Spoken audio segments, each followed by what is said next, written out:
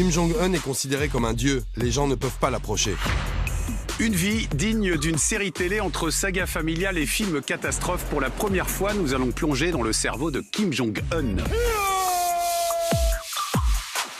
Cette mythologie autour des dirigeants se poursuit même dans l'au-delà.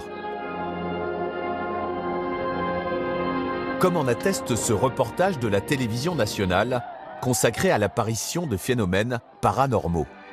그때부터 까치들은 매일 저녁이면 꼭꼭 날아와 경의하는 장군님을 잃은 탄광인민들과 슬픔을 함께하는 듯 온 밤 떠나지 않고 있다가 다음 날 날이 환히 밝아서야 평양을 향해 날아가고 있습니다. Des oiseaux qui portent le deuil. La légende interpelle un Suisse haut en couleur. J'ai dit, mais attends, c'est de la science-fiction. Et le lendemain au bureau, évidemment, j'ai dit, voilà les gars, puisque maintenant je suis en congé, je pourrais aller faire un petit coucou à Kim Jong-un. Un défi de plus au compteur de cet aventurier provocateur. Olivier Racine se met alors en tête d'offrir des cadeaux à Kim Jong-un.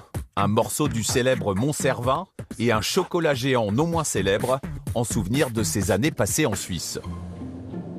Mais dès son arrivée à l'aéroport de Pyongyang, Olivier Racine réalise qu'il a mis un grain de sable dans le protocole. Ce cadeau tourne au casse-tête pour les officiels. Vis-à-vis de ces militaires ou des gens qui devaient remettre ce cadeau à Kim Jong-un, la question était, est-ce que c'est décent d'offrir au suprême leader Kim Jong-un un caillou qui ressemble à rien et un bout de chocolat, et donc on va avoir des problèmes si on lui le remet, ou alors au contraire, si on estime que c'est indécent de remettre ce caillou et ce chocolat à Kim Jong-un, on le passe à la poubelle, et puis qu'il l'apprend, on risque les ennuis. Donc qu'est-ce qu'on fait? Et ça, c'est un cruel dilemme.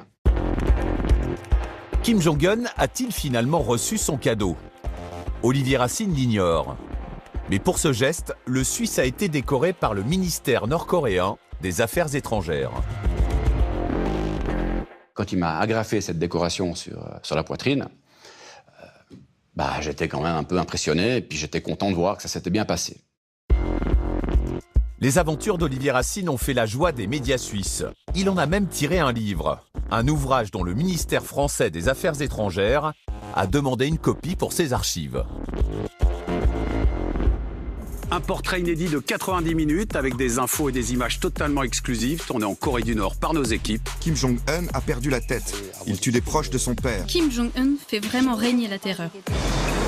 Et si Rocketman était capable de déclencher la Troisième Guerre mondiale. Inédit. Kim Jong-un va-t-il vraiment faire péter la planète? Un documentaire événement présenté par Victor Robert ce soir à 21 h sur C8.